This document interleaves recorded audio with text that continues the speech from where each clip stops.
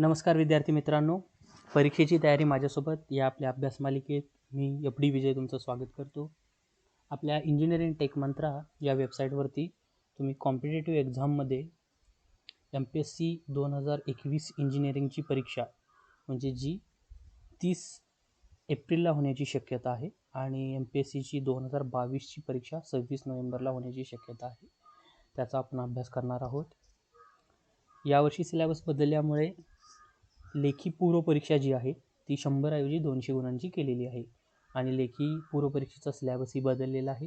सुरुवातीला मराठी, इंग्रजी आणि सामान्य क्षमता चाचणी हे तीनच विषय 10-10 आणि 20 मार्कासाठी होते आणि 60 मार्कासाठी इंजिनिअरिंग साईडचे सब्जेक्ट होते, जसे mechanical engineering, electrical engineering, civil engineering. पण आता मराठी, इंग्रजी आणि सामान्य क्षमता आपण त्याच फॉर्मॅटमध्ये पाहिलं 10-10, 20च्या, आणि हे 200 मार्काचं कन्व्हर्जन केलं तर ते 50-50 100 मार्कासाठी असू शकतं. तर आपण सामान्य क्षमता चाचणीमध्ये आता भूगोलाला सुरुवात करणार आहोत. 5वीच्या भूगोलाच्या पुस्तकापासून आज आपण पुस्तके वाचायला सुरुवात करत आहोत. बघा, तर हे 5वीचं भूगोलाचं पुस्तक आहे आणि या 5वीच्या भूगोलाच्या पुस्तकामध्ये पहिले जे 4 पाठ आहेत ते आज आपण या व्हिडिओमध्ये पाहणार आहोत. पृथ्वीचा आकार, पृथ्वीवरील स्थान निश्चिती, स्थानिक वेळ व प्रमाणवेळ आणि नकाशा वाचन व क्षेत्रभेट. आता मी हे का घेतलेलं आहे तर MPSCची जी जनरलची जी एक्झाम असते पूर्वपरीक्षा, याच्यामध्ये स्थानिक वेळ, प्रमाणवेळशी रिलेटेड किंवा अक्षांश रेखांश याच्याशी रिलेटेड क्वेश्चन्स विचारले गेलेले आहेत. याच्या अगोदर इंजिनिअरिंग एक्झाममध्ये त्याच्या पूर्वपरीक्षेमध्ये सामान्य क्षमता चाचणी हे 20च मार्कासाठी होतं, त्यामुळे त्याच्यामध्ये जास्त असे प्रश्न विचारण्यात आलेले नाहीत. पण आता जेणेकरून हा सब्जेक्ट जवळपास 100 मार्काचा झालेला आहे, सामान्य क्षमता चाचणी, त्या अनुषंगानं खूप खोलवरती आपल्याला आतापर्यंत विविध प्रकारे विचारल्या गेलेल्या प्रश्नांची उजळणी करणे गरजेचं आहे. आणि म्हणूनच मी 5वीच्या भूगोलाच्या पुस्तकापासून सुरुवात करण्याचे ठरवलेलं आहे. बघा, हे 4 पाठ आपण आज या व्हिडिओमध्ये पाहणार आहोत. पृथ्वीचा आकार. ठीक आहे. मी पुन्हा एकदा तुमचं स्वागत करतो. तुम्ही इथून हा व्हिडिओ पाहू शकता. पृथ्वीचा आकार कसा आहे तर जनरली आपण म्हणतो की पृथ्वी ही गोलाकार आहे.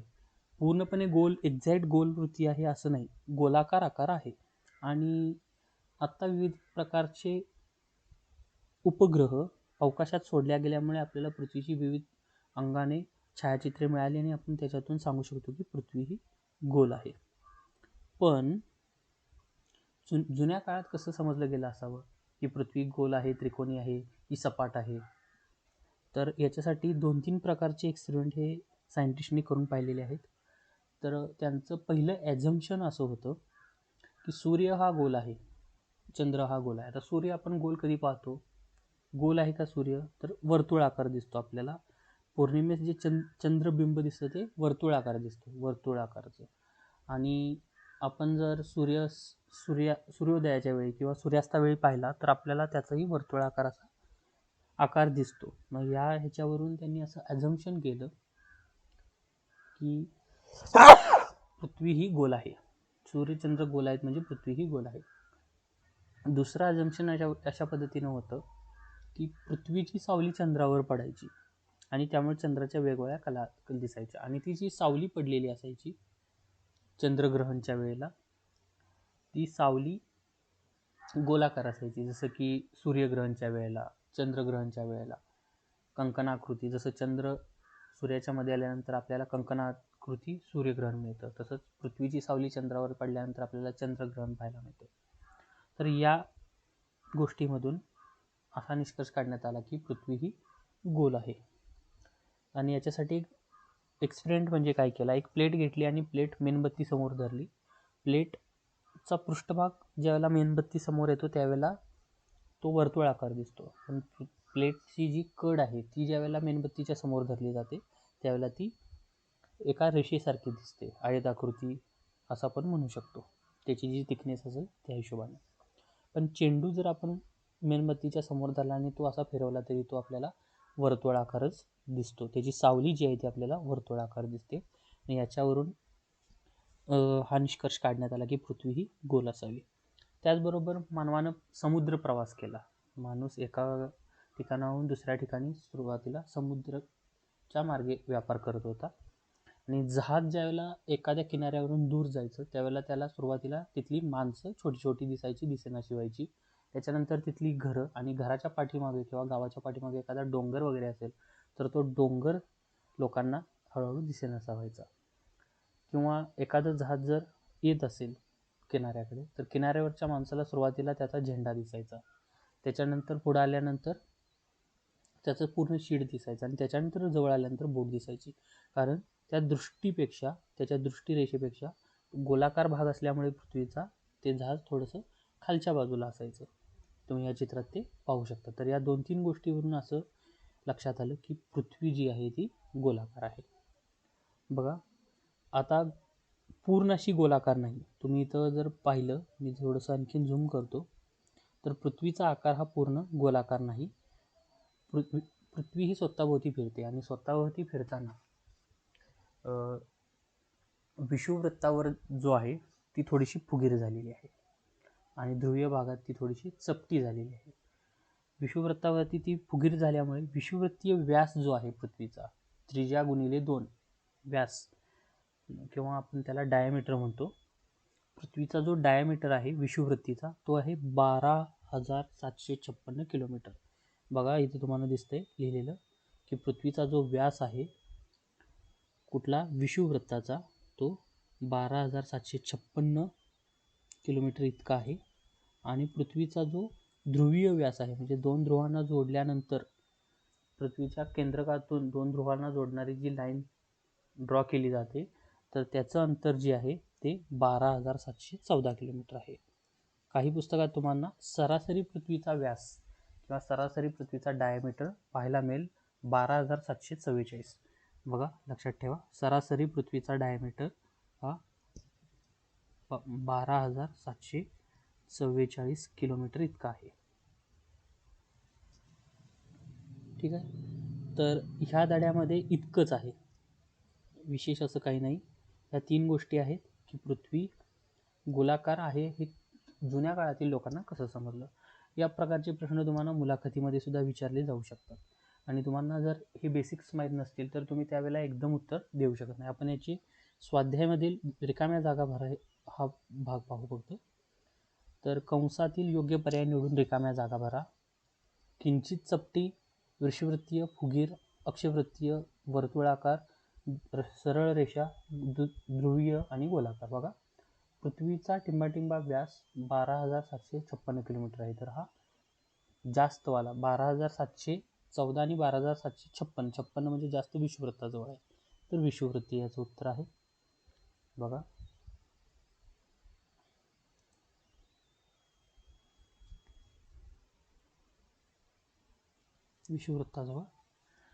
विषुववृत्ताजवळील भागात पृथ्वी टिंबाटिंबा आहे. काय आहे? फुगीर आहे.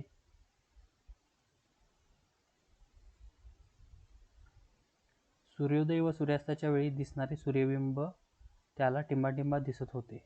कसं दिसत होते? तर वर्तुळाकार दिसत होते. तबगडीची कड मेणबत्ती समोर धरल्यास पडणारी सावली, कड मेणबत्ती समोर धरल्यानंतर पडणारी सावली सरळ रेषा असते.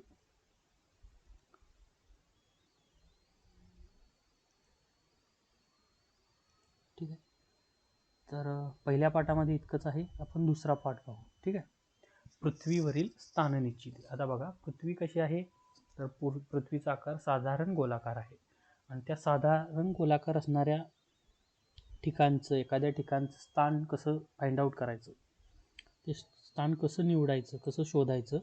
आता एखादा पॉईंट असेल, समजा उदाहरणार्थ हा इथं गोल दिलेला आहे, हा पॉईंट पृथ्वीवरती कुठं आहे हे जर एखाद्याला सांगायचं असेल तर तो कसं सांगणार.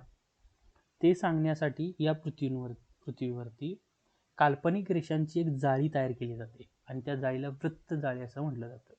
बघा, एखाद्या ठिकाणचं स्थान सांगण्यासाठी म्हणजे तो पृथ्वीच्या कोणत्या गोलार्धात आहे, उजव्या बाजूच्या गोलार्धात आहे का डाव्या बाजूच्या, किंवा पूर्व गोलार्धात आहे का पश्चिम गोलार्धात आहे, उत्तर गोलार्धात आहे का दक्षिण गोलार्धात आहे, असं 4 गोलार्ध पृथ्वीचे भाग 4 पडतात, काल्पनिक रेषांमधून पडतात आणि त्या काल्पनिक रेषांच्या आधारे ते स्थान निश्चित केलं जातं. जसं की इथं तुम्हाला उजव्या बाजूला एक तक्ता दिलेला आहे. आणि या उजव्या बाजूच्या तक्त्यामध्ये हत्तीची पोझिशन सांगा असं जर तुम्हाला कोणी म्हटलं तर तुम्ही काय सांगणार की वरून पाहणार कितव्या रांगेमध्ये आहे आणि कितव्या ओळीमध्ये आहे. 1 2 3 तिसऱ्या ओळीमध्ये 1 2 3 4 चौथ्या रांगेमध्ये हा हत्ती आहे.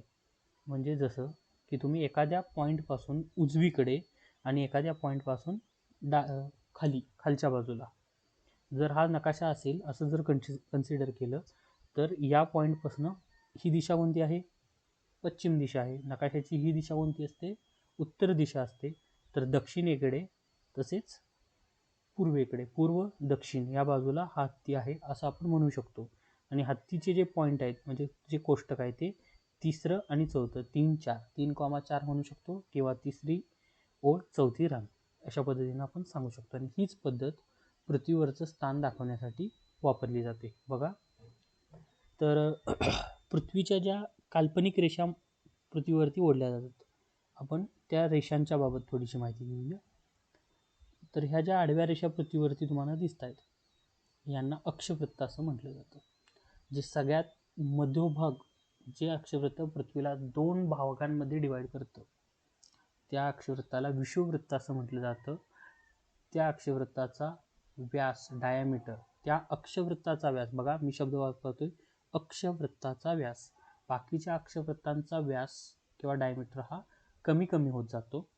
जसं आपण विषुववृत्तापासून उत्तरेच्या गोलार्धाकडे जाऊ किंवा उत्तर ध्रुवाकडे जाऊ किंवा दक्षिण ध्रुवाकडे जाऊ तो डायमीटर जो आहे अक्षवृत्ताचा तो कमी कमी होत जातो. पण विषुववृत्ताचा डायमीटर जो आहे तो सगळ्यात जास्त असतो.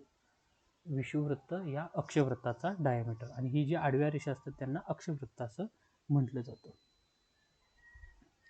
बघा, या ज्या आडव्या रेषा आहेत त्यांना अक्षवृत्त असं म्हटलं जातं. आणि जे विषुववृत्त हे ध्रुवांपासून समान अंतरावर असते आणि त्यास 0 अक्षाचे अक्षवृत्त असे मानतात. विषुववृत्ताला 0 अंशाचे अक्षवृत्त असे मानतात. त्याच्या उत्तरेस व दक्षिणेस इतर अक्षवृत्ते विचारात घेतली जातात. म्हणजे विषुववृत्तामुळे पृथ्वीचा उत्तर गोलार्ध आणि दक्षिण गोलार्ध असे 2 समान भाग पडतात. आणि अक्षवृत्तांचे विषुववृत्तांपासूनचे अंतर जे आहे ते अंशामध्ये सांगितलं जातं आणि त्या अंतराला अक्षांश असं म्हटलं जातं. बघा, आता ते अक्षांश कसं सांगितलं जातं ते आपण एकदा पाहू. इथं आता हे पृथ्वी आहे आणि हा जो आहे तो विषुववृत्त आहे, मधनं बरोबर गेलेली अक्षवृत्त आहे. समजा हा पॉईंट असेल, ह्या पॉईंटचं अक्षवृत्तीय किंवा अक्षांश कसं सांगितलं जातं तर हा पॉईंट आणि पृथ्वीचं सेंटर याला जोडलं जातं. हा पॉईंट आणि पृथ्वीचा जो सेंटर असेल, केंद्रक असेल, याला जोडला जातो. आणि हा जोडल्यानंतर अक्षवृत्ताबरोबर हा जो एक अँगल तयार करतो, हा अँगल म्हणजे ह्याचं झालं अक्षांश. बघा, तो पॉईंट आणि पृथ्वीचं सेंटर हा पॉईंट जोडला जातो आणि तो पॉईंट जोडल्यानंतर ह्या ज्या 2 रेषांमधलं अँगल आहे, जो कोन आहे, त्या कोन म्हणजे त्याचं अक्षांश असं झालं होतं. म्हणजे या पॉईंटचा ठिकाण अक्षांशमध्ये सांगायचं असेल तर हा कोन, या कोनचं उत्तर म्हणजे ते अक्षांश. म्हणजेच हा पॉईंट जर असेल उत्तर ध्रुवावरचा तर हा पॉईंट आणि केंद्रक जोडल्यानंतर जवळपास 90 डिग्रीचा कोन तयार होतो. म्हणजे हे 90 डिग्री उत्तर, कारण हा उत्तर भागात आहे. असाच जर खालचा भाग जोडला तर हा झाला 90 डिग्री दक्षिण, दक्षिणेकडून 90 डिग्री, दक्षिणेच्या बाजूला 90 डिग्री, कारण हे उत्तर भागात आहे, हे दक्षिण भागात आहे. 90 डिग्री उत्तर, 90 डिग्री दक्षिण. विषुववृत्तापासून आपण अक्षांश कसा मोजायचा हे पाहिलं. बघा, विषुववृत्तापासून अक्षांश कसा मोजायचा हे आपण पाहिलं.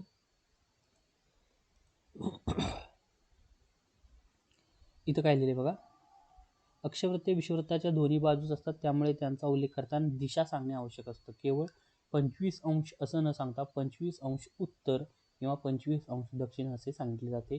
ध्रुवांचे अक्षांश 90 डिग्री उत्तर किंवा 90 डिग्री दक्षिण असे सांगतात. पृथ्वीच्या पृष्ठभागावर विषुववृत्त व दोन्ही बाजूंकडील 1-1 अंशाने काढलेली 180 अक्षवृत्ते असे मिळून 181 अक्षवृत्ते मानतात. म्हणजे टोटल अक्षवृत्ते किती आहेत, 180 आहेत.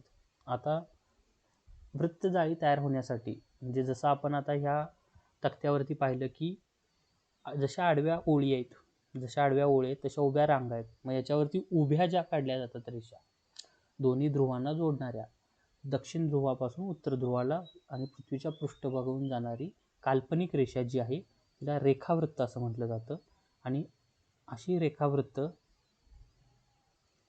ही एका ध्रुवापासून दुसऱ्या ध्रुवापर्यंत काढली जातात. बघा आकृती 4 मध्ये तुम्हाला ती दाखवलेली आहेत. ही रेखावृत्त उत्तर ध्रुवापासून दक्षिण ध्रुवाला जोडणारी ही अक्षवृत्त आहेत. आणि अक्षवृत्त आणि रेखावृत्त ज्यावेळेला काढली जातात त्यावेळेला ते वृत्तजाळी तयार होते. तर आपण रेखावृत्त पाहू. अक्षवृत्तांच्या आडव्या रेषांच्या जोडीला उभ्या रेषा मानणे आवश्यक असते आणि त्याशिवाय एखाद्या ठिकाणाचे नेमके स्थान सांगता येणार नाही. आकृती 2.4 मध्ये उत्तर ध्रुव बिंदूसारखा दिसतो आणि दक्षिण ध्रुव असाच बिंदूसारखा असेल. उभ्या रेषा काढण्यासाठी या बिंदूंचा वापर केला जातो. आकृती 2.3 याप्रमाणे दोन्ही ध्रुवाजवळ बारीक खिळे बसून एखादी दोरी दोन्ही खिळ्यांना नीट ताणून बांधा आणि ती दोरी एका उभ्या रेषेच्या स्वरूपात दिसेल. अशा पद्धतीनं अशा अनेक दोऱ्या बांधून आपल्याला अनेक उभ्या रेषा काढता येतात आणि या उभ्या रेषा दोन्ही ध्रुवांना जोडतात. या रेषा वर्तुळाकार असतात. म्हणजे आता एखादी रेखावृत्त जे आहे ते उत्तर ध्रुव आणि दक्षिण ध्रुव या दोघांना जोडतं. उत्तर ध्रुव आणि दक्षिण ध्रुव यांना जोडल्यामुळं प्रत्येक रेखावृत्ताची लांबी ही समान असते. पण अक्षवृत्तामध्ये तसं नसतं. विषुववृत्ताची लांबी ही सर्वात जास्त असते. त्याचा डायमीटर हा सगळ्यात जास्त असतो. त्याचा परिघ हा सगळ्यात जास्त असतो विषुववृत्ताचा. आणि जसं जसं अक्षवृत्त दक्षिणेकडे किंवा उत्तरेकडे जायला सुरुवात होते, उत्तरेकडे किंवा दक्षिणेकडे जाताना खालच्या बाजूला त्याची जी परिघ आहे, त्याचा डायमीटर आहे त्या अक्षवृत्ताचा हा कमी कमी होत जातो. पण रेखावृत्तामध्ये सगळ्या रेखावृत्तांची लांबी ही समान असते. बघा अक्षवृत्त आपण पाहिलं की 90 अधिक 1 अशी 181 अक्षवृत्त आहेत. तर रेखावृत्त ही 180 अधिक 180 अशी 360 रेखावृत्त आहेत. कशी 360 होतात बघा, तर एक मूळ रेखावृत्त मानलं जातं आणि मूळ रेखावृत्त जे आहे ते युनायटेड किंगडमच्या ग्रीनिच या शहरातून जातं आणि त्याला 0 रेखावृत्त असं म्हटलं जातं. ग्रीनिच या शहरातून जाणाऱ्या रेखावृत्ताला 0 रेखावृत्त असं मानलं जातं. आणि त्याच्यापासून उजवीकडे म्हणजे त्याच्यापासून पूर्वेकडे त्याच्या पूर्वेकडे कोणते देश येतात, जसं आपला देश येतो भारत. जसं आपल्याला जपान हे पूर्वेकडे आहे, भारताच्या पूर्वेकडे जपान आहे आणि भारताच्या पश्चिम दिशेला पाकिस्तान आहे. भारताच्या पूर्वेला बांगलादेश आपण म्हणू शकतो आणि भारताच्या पश्चिमेला पाकिस्तान आहे. तसं इंग्लंडच्या पूर्वेला आपण आहे आणि इंग्लंडमधून किंवा ग्रीनिच या शहरातून, युकेच्या ग्रीनिच या शहरातून ते 0 डिग्रीचं मूळ रेखावृत्त जातं आणि त्याच्या पूर्वेला 180 रेखावृत्ते, तशीच त्याच्या पश्चिमेला 180 रेखावृत्त काढली जातात आणि ती 180 आणि 180 अशी म्हणून 360 रेखावृत्त तयार होतात. बघा एका वर्तुळाकार मध्ये आपण जास्तीत जास्त 360 डिग्री अँगलचा कोन काढू शकतो. आणि आपण जर पाहिलं तर वरच्या भागातून हा बिंदू दिसतो आणि या बिंदूपासून आपण मॅक्सिमम जो कोन काढू शकतो हा 360 डिग्रीचा काढू शकतो. आणि एका डिग्रीचं एक रेखावृत्त, याप्रमाणे सुद्धा मॅक्सिमम रेखावृत्त ही 360 असं होतात. सगळ्या रेखावृत्तांची लांबी जी आहे ती समान आहे आणि त्यांना रेखांश असं म्हटलं जातं. जसं अक्षांश म्हटलं जातं तसं रेखांश. मूळ रेखावृत्ताच्या पूर्वेकडील व पश्चिमेकडील रेखावृत्तांना 1 ते 179 असे क्रमांक दिले जातात. अशा प्रकारे पृथ्वीच्या पृष्ठभागावर 360 रेखावृत्ते होतात. अक्षवृत्त व रेखावृत्त या काल्पनिक रेषा आहेत. आणि आता आपण अक्षवृत्त आणि रेखावृत्त, भारताचा राजकीय रंगीत नकाशा क्रमांक 1 मध्ये भारताचं अक्षवृत्तीय आणि रेखावृत्तीय स्थान पाहणार आहोत. तर भारताचं अक्षवृत्तीय आणि रेखावृत्तीय स्थान बघा आपण, तर याच्यामध्ये भारताचं अक्षवृत्तीय आणि रेखावृत्तीय स्थान पाहूया. रंगीत नकाशा क्रमांक 1 हा भारत आहे. याच्यामध्ये तेलंगणा राज्य नाही, म्हणजे हा 2014च्या अगोदरचा भारताचा नकाशा आहे. जम्मू काश्मीरचं राज्यही याच्यामध्ये विभाजन करून केंद्रशासित प्रदेश बनवण्यात आलेले नव्हते, त्यावेळेचा हा नकाशा आहे. बघा तर आधी आपण जगाचा नकाशा पाहूया. बघा, जगाचा नकाशामध्ये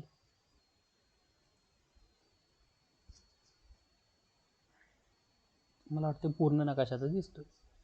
तर हे UK आहे. दिसतंय का? मी आणखीन एकदा त्याला गोल करतो. बघा, हे जे आहे ते UK आहे. इंग्रजांचं जे भारतावर राज्य होतं ते इंग्रज या देशातून आलेले होते भारताकडे. तर हे UK मध्ये इथं ग्रीनिच नावाचं एक शहर आहे आणि त्या शहरामधून हे एक लाईन जाते. तुम्ही इथं पाहू शकता, इथं 0 डिग्री असं लिहिलेलं आहे. 0 डिग्री रेखांश. तर या 0 डिग्री रेखांशच्या भारत हा पूर्व दिशेला आहे. भारत हा 0 डिग्री रेखांशच्या पूर्व दिशेला आहे. म्हणजे भारताचं स्थान ज्यावेळेला रेखांशमध्ये सांगितलं जातं त्यावेळेला ते काही जे रेखांश असतील ते रेखांश आणि पूर्व, कारण पूर्व दिशेला आहे म्हणून त्याच नुसार भारताचं जे स्थान आहे ते विषुववृत्ताच्या, तुम्ही विषुववृत्त कुठं दिसते बघा, तर इथे 0 डिग्री लिहिलेलं दिसते बघा. 0 डिग्री म्हणजे विषुववृत्त. इथं नाव पण लिहिले बघा, विषुववृत्त. ठीक आहे. तर विषुववृत्ताच्या भारत हा उत्तर गोलार्धात आहे, उत्तर दिशेला आहे. भारत हा विषुववृत्ताच्या उत्तर दिशेला आहे. त्यामुळे भारताचं स्थान जे आहे, जर हा एकच मिनिट,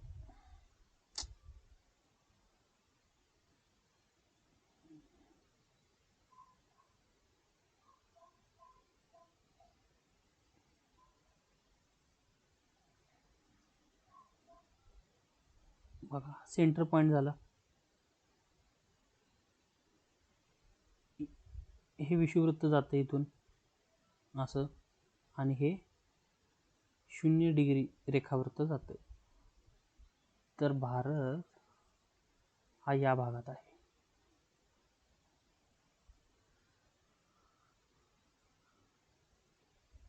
बघा, आपण कलर बदलूया, एक मिनिट, पिवळा किंवा निळा कलर घेऊया. तर भारत हा निळा कलर नाही दिसत इतका.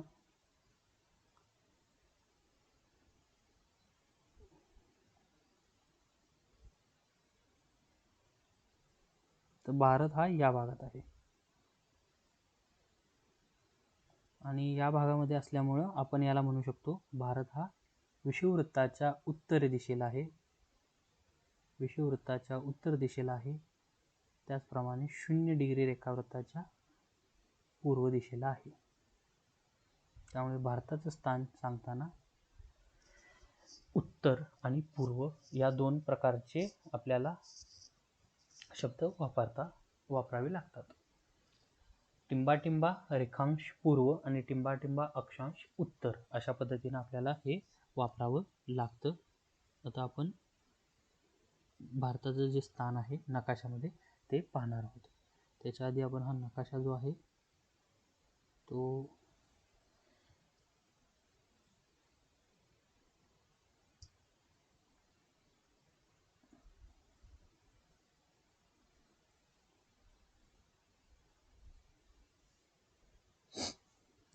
तर बघा, तुम्हाला याच्यामध्ये सुद्धा, या नकाशामध्ये सुद्धा अक्षांश आणि रेखांश दिसतील. तर आपण आधी सुरुवातीला अक्षांश पाहूया. तर या ठिकाणी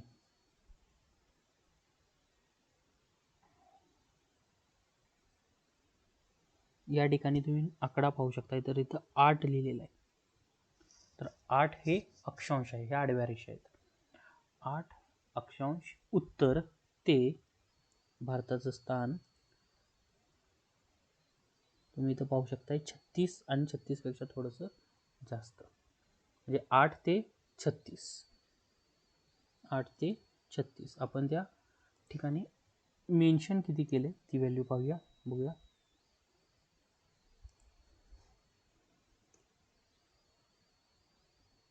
बघा, तर भारताचे जे स्थान आहे ते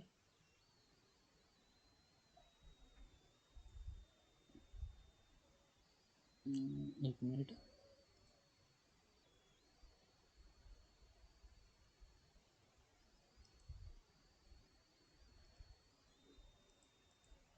आठ 8 डिग्री 4 मिनिट उत्तर. बघा, भारताचं जे स्थान आहे ते 8°4' उत्तर ते 37°6' उत्तर. लक्षात ठेवावं लागतं, विचारू शकतात. हा प्रश्न खूप वेळा विचारण्यात आलेला आहे की भारताचं रेखावृत्तीय आणि अक्षवृत्तीय स्थान कोणतं. तर भारताचं अक्षवृत्तीय स्थान हे 8°4' उत्तर ते 37°6' उत्तर इतकं आहे. त्याच पद्धतीनं भारताचं रेखावृत्तीय स्थान म्हणजे रेखांश आता आपण पूर्व भागात आहे, तर भारताचं रेखांश स्थान हे 68°7' पूर्व ते 97°25' पूर्व इतकं आहे. आणि महाराष्ट्राचं याच्यामध्ये आहे. आता बघा, भारताचं अक्षवृत्तीय स्थान 8°4' उत्तर, तर महाराष्ट्राचं स्थान जे आहे ते 15°44' उत्तर ते 22°6' उत्तर. याच्यामध्ये महाराष्ट्राचं दक्षिण उत्तर स्थान आहे. आणि पूर्व पश्चिम महाराष्ट्राचं स्थान हे 72°36' पूर्व ते 80°54' पूर्व असं आहे.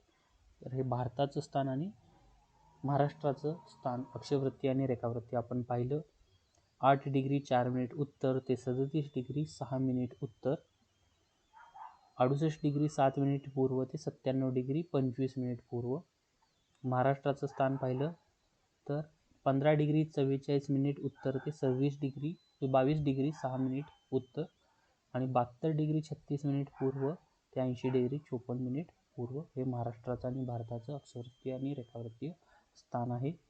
आता प्रमाण वेळ, आपला जो पुढचा चॅप्टर आहे, पुढचा जो पाठ आहे, जो आपण 5वीच्या पुस्तकामध्ये पाहत आहोत, त्याच्यामध्ये पुढचा जो पाठ आहे तो प्रमाण वेळशी रिलेटेड आहे. त्याच्या आधी ही एक व्याख्या बघूया. बृहद्वृत्त म्हणजे काय.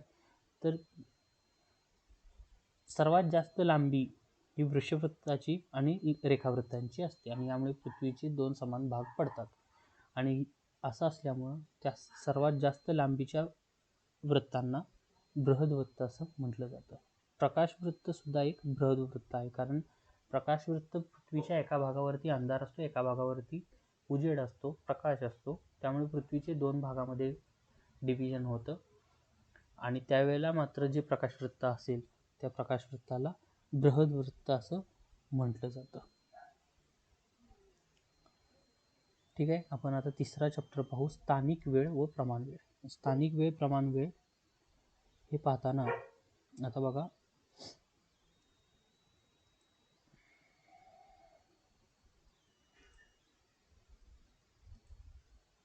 काही काही गोष्टी यामध्ये रिपीट होतील. इक्वेटोर म्हणजे विषुववृत्त, नॉर्थ पोल म्हणजे उत्तर ध्रुव, दक्षिण ध्रुव, आणि याच्यामध्ये तुम्हाला लॅटिट्यूड आणि लॉन्जिट्यूड ह्या दिसत आहेत. पृथ्वीवरचे स्थळाची काल्पनिक रेषा अक्षवृत्त आणि रेखावृत्त आहेत. विषुववृत्त म्हणजे इक्वेटोर आणि 181 विषुववृत्त आहेत. 2 रेखावृत्त ही 360 इतकी आहेत. तर या पद्धतीनं पृथ्वीचं 4 भागामध्ये डिव्हिजन होतं, उत्तर, दक्षिण, पूर्व, पश्चिम. आणि ग्रीनिचमधून जे जातं मूळ रेखावृत्त त्याच्यामधून पूर्व आणि पश्चिम असे 2 भाग पडले जातात. बघा, मगाशीचा जो नकाशा होता त्याच्यामध्ये या पद्धतीनं हे 4 भाग पडले जातात. भारत हा पूर्व उत्तर गोलार्धात आहे. भारत हा पूर्व आणि उत्तर गोलार्धात आहे. आता याच्यामध्ये काय त्यांनी एक्स्ट्रा माहिती दिलेली आहे, तर टोटल जगाचं जे क्षेत्रफळ आहे ते 51 कोटी चौरस किलोमीटर इतकं क्षेत्रफळ आहे आणि त्याच्यामध्ये 36.1 कोटी चौरस किलोमीटर इतकं पाण्याचा भाग आहे. पाण्याचा पृष्ठभाग किती आहे, तर 36.1 कोटी, जवळपास 70.78% हे पाणी आहे.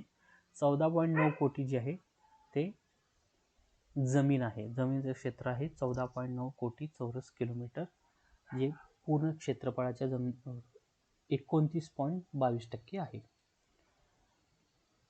व्यास, मगाशी ज्या माहिती दिलेल्या होत्या पहिल्या चॅप्टरमध्ये, त्याच ध्रुवीय व्यास जो आहे तो 12,714, विषुववृत्तीय व्यास जो आहे तो 12,756 आणि सरासरी व्यास जो आहे तो 12,742.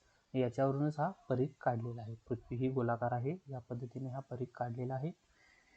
तर विषुववृत्त जे आहे ते ठराविक देशांच्या मधून जातं. विषुववृत्त काही देशांच्या मधून विषुववृत्त जातं आणि ते देश कोणते, तर तुम्ही इथं पाहू शकता की साओ टोमे हा जो गोल छोटासा देश दिसतो तो म्हणजे साओ टोमे. गॅबॉन, कांगो प्रजासत्ताक, कांगोचे लोकशाही प्रजासत्ताक, युगांडा, केनिया, सोमालिया प्रजासत्ताक आणि इंडोनेशिया. हे इंडोनेशिया इथं आहे, हा इंडोनेशियाचा भाग. इक्वेटॉर, तर या देशांमधून इक्वेडॉर जो आहे हा दक्षिण अमेरिकेच्या खंडात आहे. कोलंबिया आणि ब्राझील, हा मोठा जो देश दिसत आहे तो ब्राझील. तर या देशातून विषुववृत्त जातं.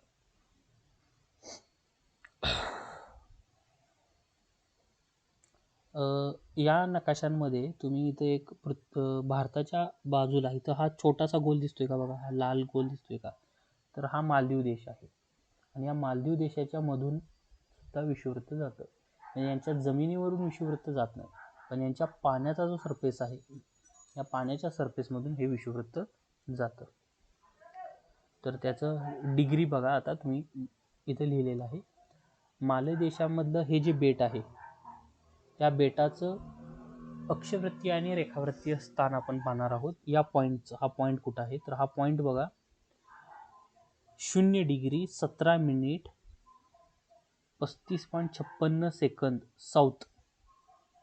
साऊथ म्हणजे हा विषुववृत्ताच्या दक्षिणेला देश आहे. विषुववृत्ताच्या दक्षिणेला हे बेट आहे. ह्या बेटाचं नाव आहे हुआडू ॲटॉल. आणि हा जो आहे तो याचा पाण्यामधून विषुववृत्त जातं. मालदीव देश वरती राहतो, त्याचं एक बेट आहे ते विषुववृत्ताच्या खालच्या दिशेला आहे. त्याचं साऊथ डिरेक्शनला, म्हणजे विषुववृत्तापासून ते साऊथ डिरेक्शनला आहे. आणि आपल्या पूर्व गोलार्धात आहे. 73 डिग्री 25 मिनिट, म्हणजे जसं भारत पूर्व गोलार्धात 68 डिग्रीपासून 98 डिग्रीपर्यंत आहे, 97 पॉईंट समथिंग. त्याच पद्धतीनं हा जो मालदीव देश आहे तो पण 68 पासून पुढं, म्हणजे गुजरातपासून जर रेखावृत्त काढलं तर गुजरातपासून हा पूर्वेच्या भागात आहे. आणि गुजरातपासून आपण दक्षिण उत्तर बघितलं तर गुजरातपासून हा दक्षिणेच्या भागात आहे. तर हे विषुववृत्त या देशातून जातं. रेखावृत्त कोणकोणत्या देशातून जातं पाहूया. जसं ग्रीनिचमधून आपण रेखावृत्त जातं असं म्हटलं इथं UK मधून, तर हा UKचा भाग, हा जो नकाशामध्ये इतका भाग दिसत आहे हा, तर हा म्हणजे हा पूर्ण भाग, हा इथून इथं दिसतोय हा UKचा भाग आहे. आणि हा जो भाग आहे तो आयर्लंडचा भाग आहे, हा आयर्लंडचा भाग आहे. तरी इथं कुठेतरी हे ग्रीनिच नावाचं शहर आहे. आणि ह्या ग्रीनिच नावाच्या शहरामधून हे 0 डिग्रीचं रेखावृत्त जातं.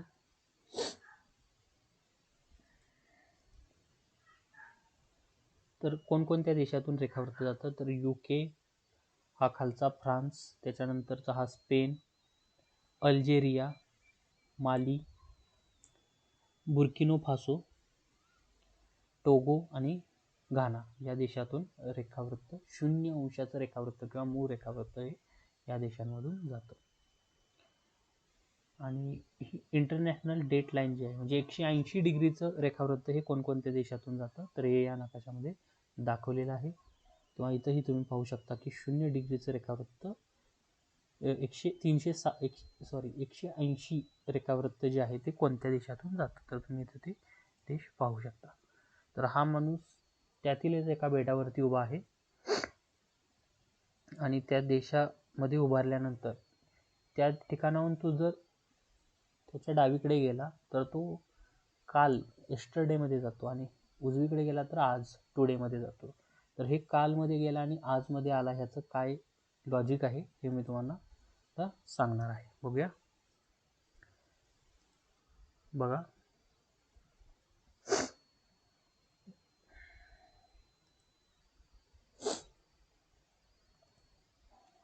प्रश्न आपण पाहूया आधी.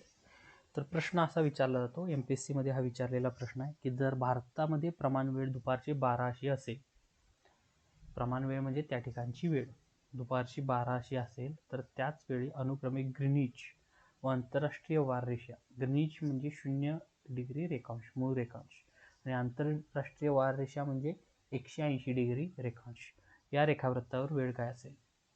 तर सगळ्यात पहिली महत्त्वाची गोष्ट म्हणजे ग्रीनिचमध्ये जे टाईम असेल, त्या टाईमपेक्षा बरोबर 12 तासाचा डिफरन्स हा आंतरराष्ट्रीय वाररेषेवरती असेल.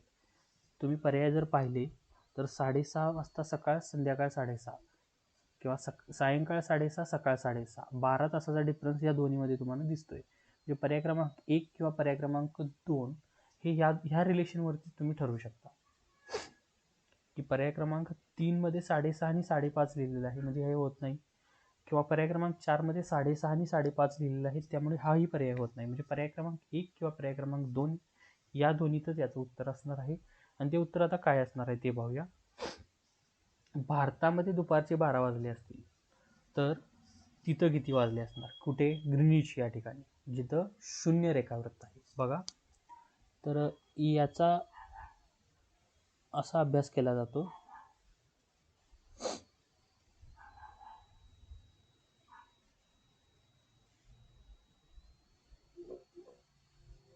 एकच मिनिट.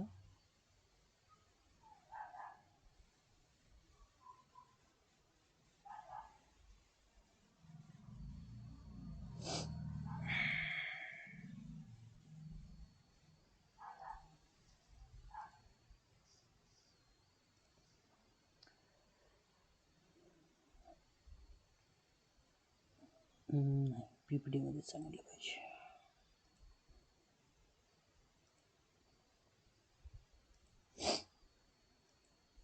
ठीक आहे, आता इथं आपण त्याचा अभ्यास करू. बघा, रेखावृत्त किती आहेत आपल्याला माहित आहे. टोटल रेखावृत्त किती आहेत आपल्याला माहित आहे. तर टोटल रेखावृत्त आहेत 366.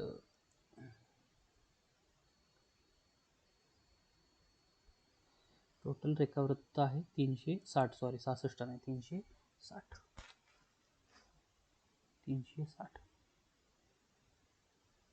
कारण 360 डिग्री अंशाचा कोन आहे. एखादं सर्कल जर तुम्ही ड्रॉ केलं, तर हा अँगल कितीचा होतो? 360 डिग्रीचा अँगल होतो, म्हणजे 360 रेखांश आहेत. आणि तुमच्याकडे तास किती आहेत? तर 24 तास आहेत. कोणालाही माहित आहे हे 24 तास आहेत. जर हा भागाकार केला तर याचं उत्तर येतं 15. बघा, एकदा करून पहा. याला 24 एक्के 24, 12 शिल्लक राहिले, 120 झाले आणि 24 पाचा 20, म्हणजे 15 डिग्री रेखांश एका तासासाठी. आता तुमच्या देशामध्ये जी प्रमाण वेळ असेल ती एका पर्टिक्युलरली रेखांशाला ठरवली जाते. ही जी रेखांश आहेत बघा, तुमच्या देशाची, प्रत्येकाच्या देशाची जी प्रमाण वेळ आहे ती एखाद्या ठराविक अशा रेखांशाला ठरवली जाते. भारताने ती वेळ 82.5 डिग्री 82.5 डिग्री या रेखांशाला ठरवलेली आहे. कारण भारताचं जे स्थान आहे, आपण आत्ता भारताचं हे पाहिलं की भारताचं कसं होतं, 68 ते गुजरातपासून जवळपास 97 पर्यंत होतं. 68 ते 97 पर्यंत होतं. तर याचा मिड पॉईंट जवळपास आहे तो 82च्या आसपास येतो. याचा मिड पॉईंट जो आहे तो जवळपास 82च्या आसपास येतो. बघा, 82 अधिक 15 97, 82 वजा 15 केलं तर 68 येतं. म्हणून 82च्या आसपास आहे, किंवा 82.5 हे एक्झॅक्ट येतं. एक्झॅक्ट म्हटलं तर 82.5 येतं. आणि 82.5 वालं जे आहे ते अलाहाबादमधून जातं. 82.5 वालं जे रेखावृत्त आहे ते अलाहाबादमधून जातं. तर त्या रेखावृत्ताला भारताची प्रमाणवेळ अशी मानली जाते. त्या रेखावृत्ताच्या वेळी जी काय वेळ असेल ती भारताची प्रमाणवेळ अशी मानली जाते. 68.7 ते 97.25.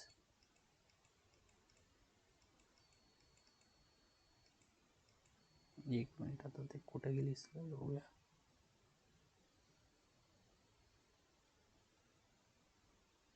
ठीक आहे, इथं आहे. तर 82.5. आता मी तुम्हाला सांगितलं की एका तासाला 15 डिग्री. बघा, आता 82.5 अंश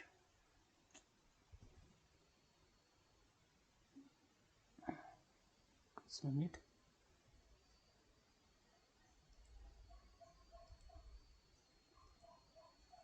बघा, आता 82.5 अंशचा जर डिफरन्स असेल तर या 82.5 अंशच्या डिफरन्सला जर तुम्ही 15 भागलं तर तुम्हाला जितका काही येतं ते तितकं तास तो देश रेखावृत्ता 0 डिग्री रेखावृत्ताच्या पुढं आहे किंवा मागं आहे असं काढलं जातं. जर तो पूर्वेला असेल तर पुढं आहे, कारण आपल्याकडे सूर्योदय अगोदर होतो. तर 82.5 केल्यानंतर आपल्याला येतं 15/75 आणि वरचं 7.5 म्हणजे अर्धा 5.5 येतं. म्हणजे आपण 5.5 तासाचं अंतर आहे भारताच्या वेळेत, प्रमाण वेळेत, आणि त्याच वेळेला ग्रीनिश वेधून जाणाऱ्या रेखावृत्तामध्ये किंवा मूळ रेखावृत्तावरती जी काही वेळ असेल त्याच्यामध्ये 5.5 तासाचं अंतर आहे. 5.5 तासाचं अंतर आहे. आता इथं जर प्रश्न आपण जाऊ, प्रश्नाकडे एकदा बघा.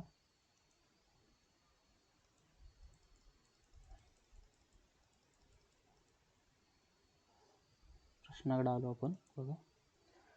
जर तिथं भारतामध्ये प्रमाण वेळ दुपारचे 12 असतील, आपल्या इथं 12 वाजले असतील, तर आपल्यानंतर तिथं किती वाजले असतील, किंवा आपल्या इथं 12 वाजले असतील त्यावेळेला तिथं किती वाजले असतील, तर त्याच्यामध्ये 5.5 तासाचं अंतर आहे. त्याच्यामध्ये 5.5 तासाचं अंतर आहे. 12 वाजले असतील तर 12 वजा 5.5 किती होते बघा. 12 वजा 5.5 केलं तर जवळपास 6:30 वाजलेले असतात. म्हणजे एकतर सकाळचे 6:30 असतील किंवा 12 अधिक 5.5 करा तर संध्याकाळचे 5.5 असतील. आता सायंकाळचे 5.5 असा पर्याय कुठे तुम्हाला दिसतोय तर आहे, त्याच्या पद्धतीचे पर्याय आहेत, पण ते पर्याय आपण काढलेले आहेत, कारण 180 आणि 0 डिग्री याच्यामध्ये 12 तासाचं अंतर नाहीये. म्हणजे हा पर्याय बरोबर येतो. कसा? सकाळचे 6:30. सूर्य जो आहे तो सुरुवातीला जपानमध्ये उगवतो. जपानमध्ये उगवल्यानंतर तो त्यावेळेला पुढं जशी पृथ्वी फिरत जाते पश्चिमेकडून पूर्वेकडे, त्याचा तसा सूर्य उगवत जातो आणि पाठीमागचे जे देश आहेत ते त्या ठिकाणी सूर्य मावळत जातो. त्यामुळे भारतात ज्यावेळेला 12 वाजलेले असतील त्यावेळेला तिथे अजून सकाळ व्हायची असेल, पहाट व्हायची असेल, कारण तो भाग सूर्यासमोर येण्याचा अजून बाकी असेल, आणि तो सूर्यासमोर येण्यासाठी बाकी असल्यामुळे त्या ठिकाणी सकाळचे 6:30 वाजले असतील. याचं पर्याय क्रमांक 1 हे उत्तर आहे. तर काही प्रश्न अशा पद्धतीनेही विचारले जातात बघा, की बहुतांश भारतीय कोळसा क्षेत्र हे 78 डिग्री पूर्व रेखावृत्ताच्या पूर्वेला आहे.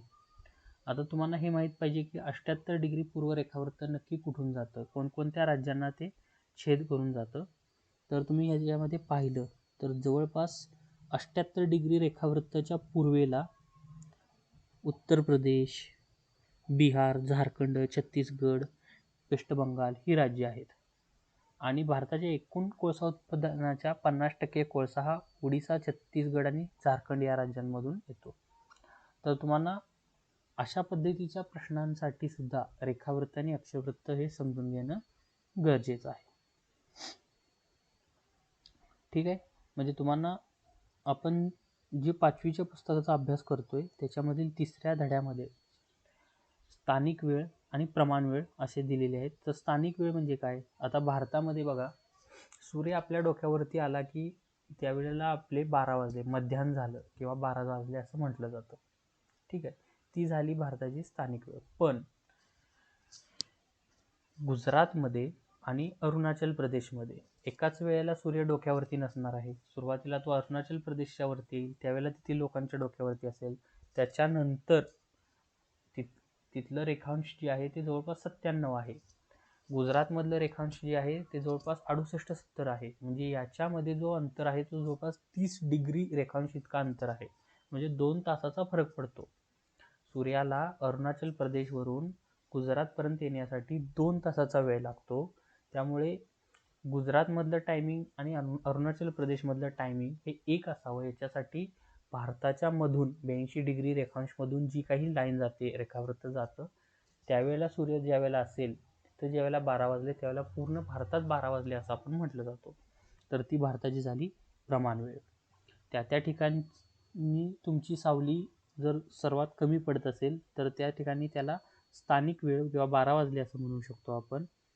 देशाच्या ठरलेल्या रेखांशामधून ज्यावेळेला एखादं रेखावृत्तावरती ज्यावेळेला सूर्य येतो त्या रेखावृत्तावरती त्यावेळेला तिथं 12 वाजले असं म्हटलं जातं. त्यावेळेला संपूर्ण देशामध्ये 12 वाजले असं म्हटलं जातं. तर ती त्याची झाली प्रमाण वेळ. आणि भारत हा 5.5 तासांनी UK पेक्षा पुढे आहे.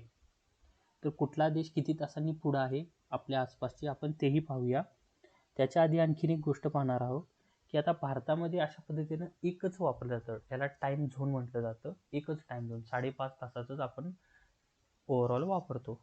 पण काही काही देश जसं की अमेरिकाशी लांबडी पसरलेली आहे, किंवा कॅनडा, रशिया हे सारखे देश असे खूप लांब असे पसरलेले आहेत, रेखावृत्तीय विस्तार त्यांचा खूप जास्त आहे. तर अशा देशांमध्ये एकापेक्षा जास्त प्रमाणवेळ अशा मांडल्या जातात. अमेरिकेमध्ये 4 प्रमाणवेळ आहेत, रशियामध्ये जवळपास 12 प्रमाणवेळ आहेत. तर आपण 2 गोष्टी पाहणार आहोत की प्रत्येक देश हा टाईम झोनपेक्षा किती तासांनी पुढे आहे, किंवा 0 डिग्री रेखावृत्ताच्या जे पश्चिमेला देश असतील जसं की अमेरिका, ते किती तास पाठीमागे आहेत, या गोष्टी आपण दोन्ही पाहणार आहोत.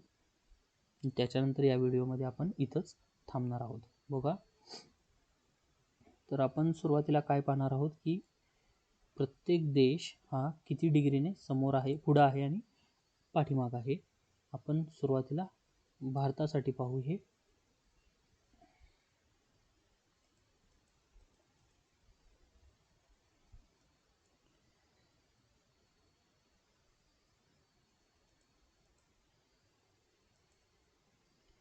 तर बघा, याच्यामध्ये तुम्हाला भारत दिसत असेल आणि इथं 5.5 तास लिहिले, प्लस 5.5.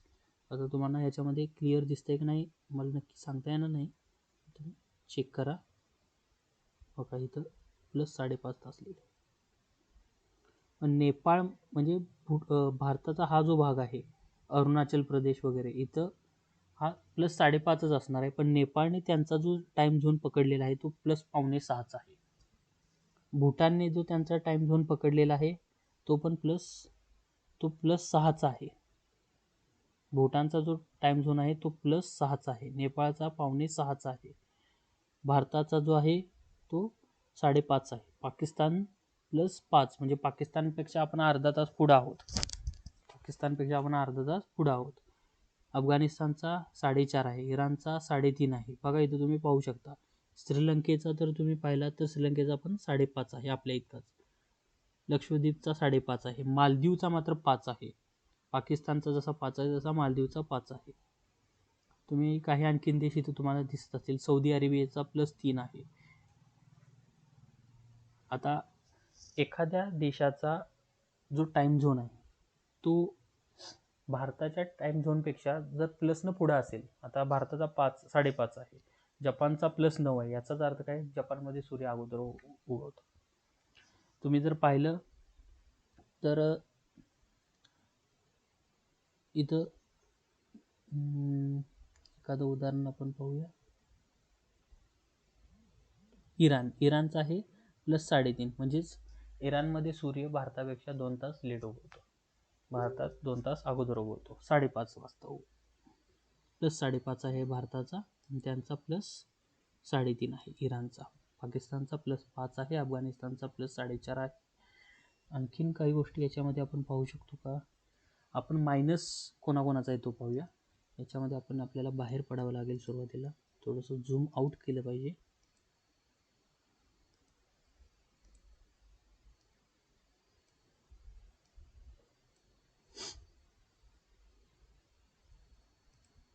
बघा ही 0 डिग्री लाईन आहे वरून येणारी, आणि तुम्ही इथं मायनस पाहू शकता, -3, -4, किंवा इथं खाली व्हेनेझुएला वगैरे -3. ही 0 डिग्री लाईनवरती तुम्ही 0 पाहू शकता. पण आणखीन थोडंसं पश्चिमेला जाण्याचा प्रयत्न करू, म्हणजे US आपल्याला दिसेल.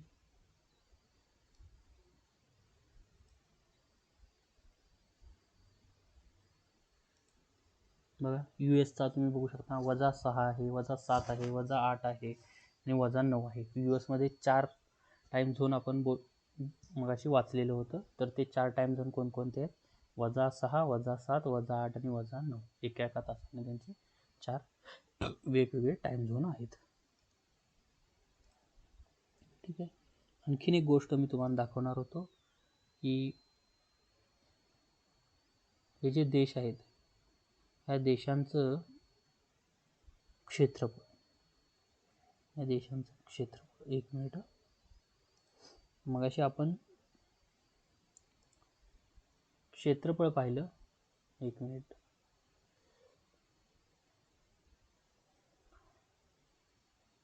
तर भारताचं जे क्षेत्रफळ आहे त्याच्यामध्ये सर्वात मोठं राज्य हे राजस्थान आहे क्षेत्रफळाच्या दृष्टीनं.